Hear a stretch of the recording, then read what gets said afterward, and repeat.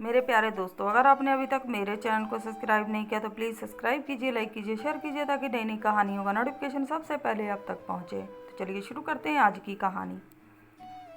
नेमा का कलेजा उनकी हालत देख देख कर बैठा जा रहा था। सोचने लगी, पता नहीं कुदरत को क्या मंजूर है। वे दफ्तर से घर आते तो जैसे उनके बदन में जान ही नहीं होती। पैर लड़खड़ा रहे होते। थकान और ऊब चेहरे पर हमेशा बड़ी रहने वाली दाढ़ी की तरह छाई रहती। आंखें बुझी हुई, पलकें बोझिल, चेहरा उदास और चिंताग्रस्त। सीधे आकर खाट पकड़ लेते। उठने और हाथ मुंह धोने को कहती तो जैसे उन्हें बहुत कष्ट होता। कठिनाई से ही बिस्तर से उठ पाते। नेमा चाय लाकर देती तो चुपचाप ले लेते। कांपती उंगलियों में प्याला हिलता रहता। डर लगता कहीं वह हाथ से ना छूट जाए और वे जल ना जाएं। लंबी सांसें लेते हुए खाट पर लेटे घंटों छत ताकते रहते। शरीर पूरी तरह शिथिल और टूटा हुआ। कोई बात पूछती तो अंट संट उत्तर दे देते। कुछ कहना चाहती तो जबान लड़खड़ाने लगती। हादसे से अब तक उबर तो नेमा भी नहीं पाई थी, लेकिन उसने किसी तरह कलेजे पर पत्थर रख लिया था। कलपते मन को समझा लिया था, खासकर तब जब उसने पति को बुरी तरह उखड़ते और टूटते देखा तो वह सासा डर गई। अगर उन्हें कुछ हो गया तो वह कहीं की नहीं रहेगी। सब खेल ही बिगड़ जाएगा। पीछे 2 लड़कियां हैं, उनका क्या होगा। अगर वह खुद ज़्यादा पढ़ी लिखी होती तो शायद कुछ हौसला बना रहता। इनके दोस्तों से मिन्नतें करके कहीं छोटी मोटी नौकरी पकड़ लेती और गृह गृहस्थी किसी तरह खींच ले जाती। पर आजकल हाई स्कूल पास को कौन पढ़ा लिखा मानता है, जब तक बड़ी बड़ी डिग्रियां ना हो। कौन पूछता है क्या बात है, नेमा ने उनके पास ज़मीन पर बैठते हुए पूछा। वे अजीब सी खाली खाली नज़रों से नेमा के चेहरे को ताकते रहे, जैसे पहचानने की कोशिश कर रहे हों कि यह कौन है और इसने क्या पूछा है। कुछ नहीं, हमेशा की तरह उनका एक ही जवाब था। फिर इस तरह क्यों दफ्तर से आकर पड़ गए। नेमा उन्हें धीरे धीरे कुरेद दी, जिससे कि वे कुछ खोलें। उनका जी कुछ हल्का हो, कुछ अपनी कहे, कुछ उसकी सुने। नेमा, तुम्हें नहीं लगता कि अब जीना बिल्कुल व्यर्थ है?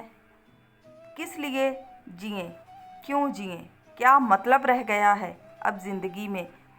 ताबड़तोड़ तमाम सवाल पूछ लिए। क्यों भीतर का हाहाकार नेमा ने बड़ी कठिनाई से अपने सीने में दबाया। हमारे साथ बहुत बुरा हो चुका है, इससे बुरा और किसी के साथ क्या होगा? और फिर इस हादसे के बाद जीने का क्या अर्थ? क्या तुमसे ज़्यादा बुरा दुनिया में कभी किसी के साथ नहीं घटा और ना आगे घटेगा? क्या सब तुम्हारी तरह ज़िंदगी से हार मान लेते हैं? इंदिरा जी का जवान बेटा हवाई दुर्घटना में मारा गया। क्या वह उनके जीवन की भीषण दुर्घटना नहीं थी? हत्यारों ने इंदिरा जी की हत्या कर दी थी। क्या राजीव गांधी के लिए यह सबसे बड़ी दुर्घटना नहीं थी? और खुद राजीव गांधी का इस तरह मारा जाना क्या सोनिया के जीवन की सबसे बड़ी दुर्घटना नहीं है? इन घटनाओं के बाद भी क्या वे लोग जीवित नहीं रहे? हमने किसी का क्या बिगाड़ा था? नेमा, जो कुदरत ने हमारे साथ यह छल किया। जब तुम्हें पहली बार पता चला था लड़का अपने मेडिकल कॉलेज में साथ पढ़ने वाली किसी धनी घर की सुंदर लड़की के पीछे दीवाना हो गया है, तो तुम्हें लड़के को रोकना चाहिए था।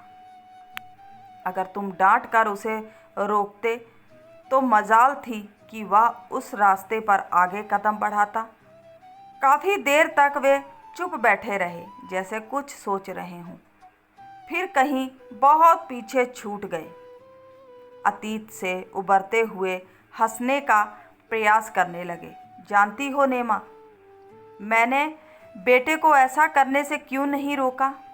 हर बाप अपनी अधूरी आकांक्षाएं अपने बेटे के माध्यम से पूरी करना चाहता है। मैं जब विश्वविद्यालय में पढ़ता था तो हमारी कक्षा में भी एक लड़की पढ़ती थी, उमैरा बानो साफ़ी। वह मुसलमान थी, एकदम कश्मीरी सेब जैसी और गोल मटोल। शायद उससे सुंदर लड़की संसार में कोई हो ही नहीं सकती थी, कम से कम मुझे तो यही लगता था। उन दिनों वह नज़र भर हमारी तरफ एक बार देख ले, इसके लिए भी हम लोग तरह तरह की हरकतें कक्षा में किया करते थे। लेकिन कितनी कठोर हृदय थी वह। जालिम ने कभी अपनी सीप सी निगाहें उठाकर मेरी ओर नहीं देखा। आखिर मैं एक दिन उसके रास्ते में ही अड़ गया। वह कतरा कर निकलने को हुई, लेकिन मैंने तो ठान रखा था उससे टकरा ही गया। तब उसने कुपीत नज़रों से मेरी ओर पहली बार ताका। मैं आपको शरीफ लड़का मानती थी, आज पता चला कि आप भी कक्षा के छिछोरों की तरह ही हैं। मैं धीरे से बोला था, माफ़ करना बानू, आज के बाद तुम्हें मुझसे कोई शिकायत नहीं होगी, माफ़ कर दो। इस बार वह बिना कुछ कहे हल्के से मुस्कुराकर आगे चली गई। मैं ठगा सा वहीं खड़ा रह गया। कक्षा में उस दिन से सारी हरकतें करनी बंद कर दी, शरीफ बना रहा। परीक्षा में अंतिम पेपर के वक्त मैंने उससे पूछा था, बानू अब क्या? अलविदा, मैं अब यहाँ पढ़ने नहीं आऊँगी, मुझे यहाँ का माहौल अच्छा नहीं लगा। मैं भी नहीं, मैंने हकला कर पूछा था। मेरे माता पिता बहुत कट्टर ख्याल के हैं, वे अपनी बेटी को जहर देकर मार देंगे या कुएं में धकेल देंगे, परंतु दूसरे धर्म जाति के लड़के को नहीं सौंपेंगे। इसलिए यह सब सोचना बेकार है। सिर झुकाकर कुछ पल खड़ी रही। मुझे दुख है, मन से मैं भी आपसे जुड़ गई थी, परंतु उसका मन से जुड़ने का स्वीकार करना ही मुझे अरसे तक जिंदा बनाए रहा। मुझे कितना अच्छा लगता रहा यह सोच सोचकर कि कक्षा की नहीं बल्कि दुनिया की सबसे खूबसूरत लड़की ने भी मुझे मन से पसंद किया। मिल नहीं पाई, परंतु इसलिए लड़के को भी नहीं रोका। कैसे रोकता? खबर मिलने पर जब कॉलेज गया और उस लड़की को देखा तो मैं अपनी उमैरा बानो साफ़ी की शक्ल को उस लड़की के चेहरे में ताकता रह गया। मुझे रह रह कर लगा कि यह तो वही है, परंतु वह मुसलमान नहीं थी, हिंदू ही थी और उसके माता पिता भी उतने ही कट्टर थे।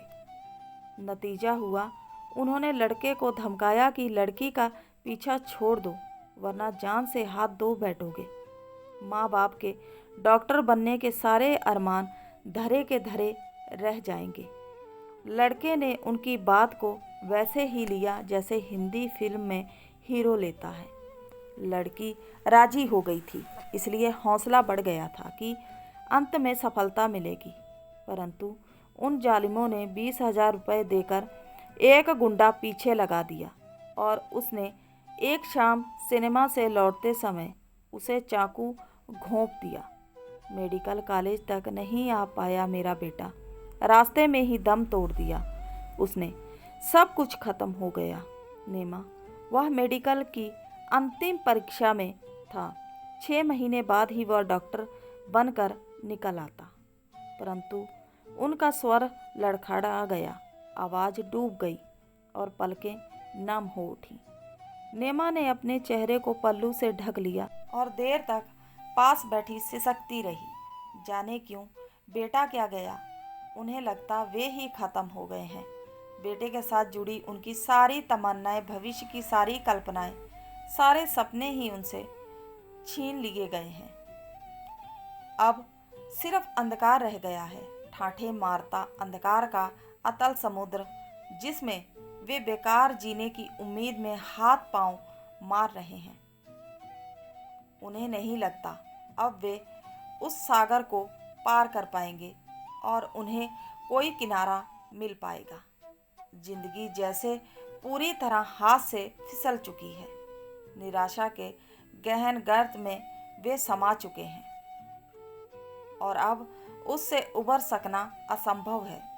दफ्तर जाते हैं, सिर झुकाए चुपचाप काम करते रहते हैं। ना वे किसी से बोलते हैं, ना कोई उनसे बोलता है। सबके मन में उनको लेकर एक सहानुभूति है। यहाँ तक कि गलतियाँ कर जाते हैं तो अफसर तक उन पर नहीं बिगड़ते, दूसरे को बुलाकर उनकी गलतियाँ सुधारने को कह देते हैं। जबरदस्त निराशा उनके भीतर घर कर गई है। जीवन का मोह छूट गया है। किसी काम में उनकी रुचि नहीं रह गई है। पहले वे बहुत लगन से काम करते थे। अफसर उनके काम से बहुत प्रशंसक थे। वहीं लिहाजा अब तक चला आ रहा था। रात को सोते हैं तो हर वक्त डरावने सपने आते रहते हैं। नींद बीच बीच में चीख निकालने के कारण खुल जाती है।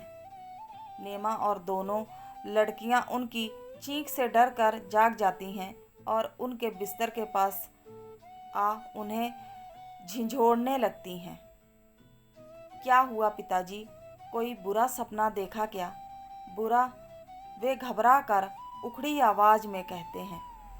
क्या इन स्थितियों में कोई अच्छे सपने भी देख सकता है बेटी? नींद ठीक से नहीं आती। कभी सुबह बहुत जल्दी आँख खुल जाती है, कभी बहुत देर तक सोते रहते हैं। बेवजह दफ्तर जाने से इनकार कर देते हैं और चुपचाप सारा दिन खाट पर पड़े छत ताकते रहते हैं।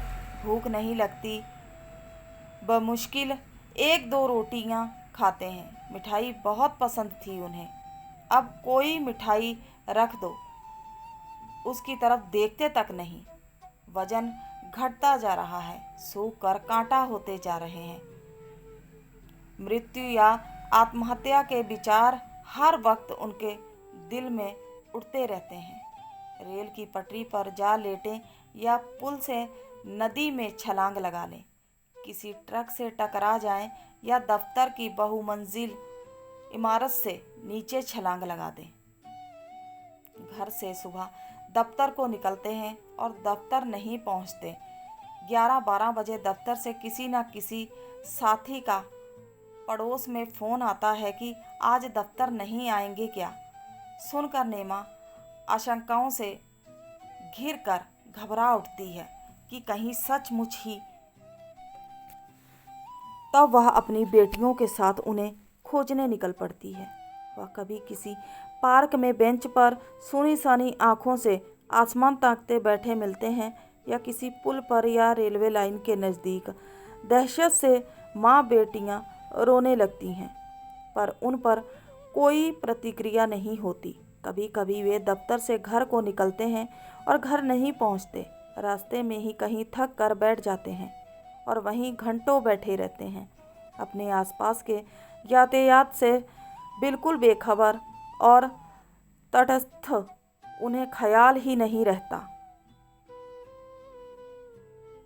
कि उन्हें घर जाना है।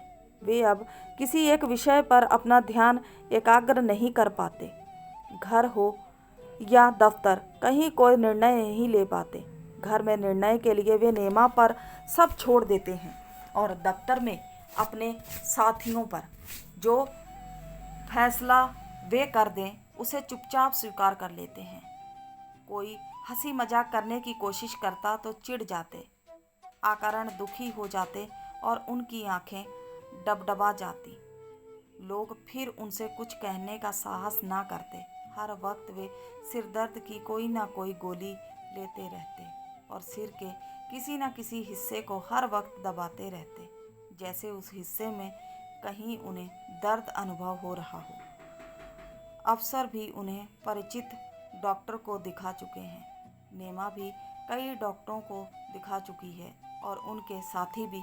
हर डॉक्टर की एक ही राय है कि उन्हें कोई शारीरिक रोग नहीं है, जीवन से ऊब गए हैं। जीवन का मोह नहीं रह गया, नैराश्य और विषाद से ग्रस्त हो गए हैं। उबरने का एक ही रास्ता है, किसी तरह जिंदगी में रुचि लाने लगें, अपनी पत्नी और बच्चों में रमने लगें, ठीक हो जाएंगे। जिंदगी से यह बेजारी खत्म होनी जरूरी है, लेकिन यह सब हो कैसे? यह ना नेमा की समझ में आता है, ना उनके हितैषियों की समझ में। एक दिन ऐसे ही विषाद से घिरे वे चुपचाप अपने बिस्तर पर पड़े थे, जब उनकी छोटी बेटी ने चहकते हुए अचानक उनसे लिपटते हुए कहा, लो पिताजी, मैं अब भैया की जगह डॉक्टर बनकर आपको दिखाऊंगी। देखिए मेडिकल प्रवेश परीक्षा का यह परिणाम, मेरा रोल नंबर छपा है, मुझे मेडिकल में दाखिला मिल गया। बोलिए, पढ़ाएंगे ना हमें उसी तरह जैसे भैया को पढ़ा रहे थे? मानेंगे अपना बेटा मुझे? नेमा दौड़ी हुई रसोई से बाहर आई और भुजाक सी उनकी ओर ताकती रही। उसे लगा जैसे उनके चूसे हुए पीले चेहरे पर कहीं जिंदगी की लकीरें उभरने लगी हैं। उनकी आंखों के बुझे दिए एकाएक ही जैसे फिर जगमगाने लगे हैं और चेहरा धीरे धीरे सिमटी सहमी अवस्था से उबर कर खिलने लगा है। उन्हें जैसे बेटी पर भरोसा नहीं होता। संशय के बावजूद वे बेटी को बाहों में समेटकर चूमने लगते हैं और उनकी आंखों से झरझर आंसू बहने लगते हैं। उम्मीद करते हैं आज की कहानी अच्छी लगी होगी। अच्छी लगी है तो सपोर्ट कीजिए। मिलते हैं अगली कहानी के साथ, तब तक के लिए बाय।